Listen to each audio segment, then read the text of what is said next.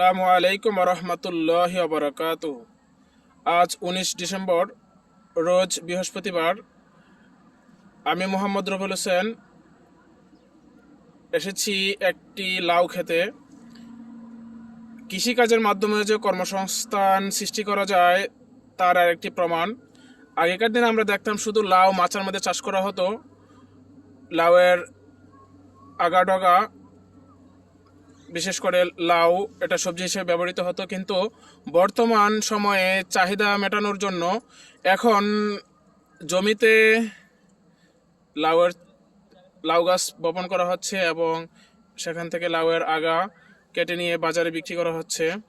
এর মাধ্যমেও কিন্তু অনেকে কর্মসংস্থানের সুযোগ পাচ্ছেন। তো আমরা এসেছি গাজীপুর এক কৃষক ভাইয়ের ক্ষেতে। এখানে আমরা দেখতে পাচ্ছি কৃষক ভাই তার জমিতে আছেন। এখন আমরা তার সাথে কিছু মত বিনিময় করব, তার কাছ থেকে জানবো কিভাবে তিনি এই ক্ষেতের মধ্যে লাউ গাছ বপন করেছেন এবং কত টাকা তিনি বিক্রি করেছেন এবং এর মাধ্যমে কি তিনি কিভাবে স্বাবলম্বী হয়েছেন তা জানবো। আমরা দেখতে পাচ্ছি কৃষক ভাই তার জমিতে গাছের পরিচর্যা করছেন। এখন আমরা তার সাথে একটু কথা বলবো। আসসালামু আলাইকুম ভাই, কেমন আছেন? আলহামদুলিল্লাহ। এটা আপনার নিজস্ব জমি না? জি ভাই, আমার নিজস্ব। এখানে কতটুকু জমি আছে? এখানে আপনার ভাই, আমাদের এখানে তো শতক হিসাব, এখানে আছে আপনার মোটামুটি আমার 28 শতক জমি। শতক জমি আছে। আচ্ছা, এখানে আমি দেখতে পাচ্ছি এখানে লাউয়ের চারা আপনি বপন করেছেন। কয় মাস আগে এই চারাগুলো আপনি বপন করেছেন? আমি এই তো বেশি হবে না, আপনার 55 থেকে 60 দিন হবে, 2 মাস হবে। আপনার 2 মাস আগে বপন করছিলাম আমি বীজ। তারপর আমি ইনশাল্লাহ 2 কাটা দিছি আগা। 2 কাটা দেওয়ার পরে এখন আমার প্রত্যেকটা গাছে 3 থেকে 4টা লাউর করা আছে।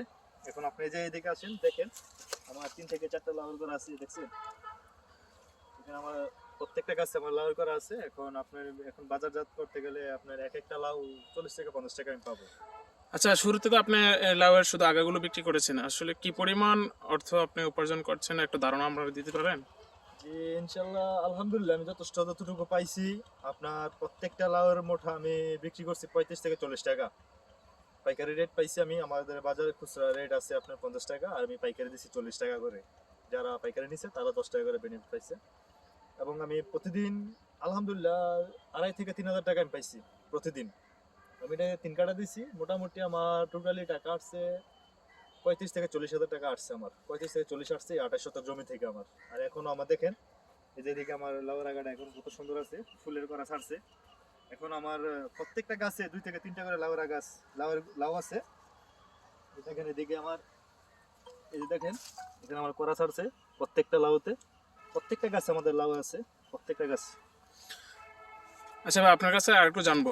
আসলে বর্তমানে মানুষ প্রবাসে যাওয়ার জন্য অনেকটা আগ্রহী। তারা ভাবতেছেন যে দেশের বাইরে গেলে অনেক টাকা উপার্জন করা যায়, কিন্তু আমি তো দেখতে পেলাম আপনি দেশে থেকেও পরিবারকে সময় দিচ্ছেন, তাছাড়া আপনি ভালো টাকা ইনকাম করছেন। তার মানে কি আপনি বোঝাতে চাচ্ছেন যে শুধু প্রবাস নয়, দেশেও কিছু করা যায়, আত্মকর্মসংস্থান সৃষ্টির মাধ্যমে ভালো একটা টাকা উপার্জন করা যায়? আপনি কি আমার সাথে একমত? জি, আপনার সাথে আমি একমত। আমি নিজেও প্রবাসে ছিলাম সৌদি আরবে, আপনার দীর্ঘ 2 বছর থেকে ছিলাম। তো ভাগ্যক্রমে একটু দুর্ঘটনার জন্য এখানে আমি দেশে এসে পড়ছি। দেশে আসার পর আমি আলহামদুলিল্লাহ, দেশেও আপনি যদি বিদেশে যে 12 ঘন্টা ডিউটি করেন, দেশে 12 ঘন্টা না, আপনি 8 ঘন্টা ডিউটি করেন। 8 ঘন্টা ডিউটির ফলে এই যে আমার, এই যে দেখছেন এই লাউরাগাটা আমার হইলো। পাশাপাশি আমার মুরগি আছে বাড়িতে, 30 থেকে 40টা মুরগি আছে।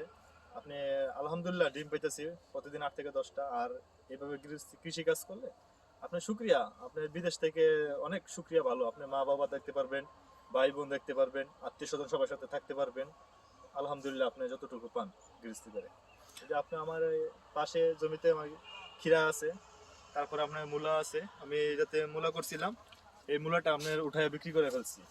এই মূলাটা আপনার আলহামদুলিল্লাহ ভালো আসছে। মূলা আপনার আমি যখন উঠাইছি তখন আপনার আলি হিসাবে, আমাদের এখানে আলি হিসাবে বিক্রি হয়। তো 12 টাকা আলি, 15 টাকা আলি আমি পাইকারি দিচ্ছি।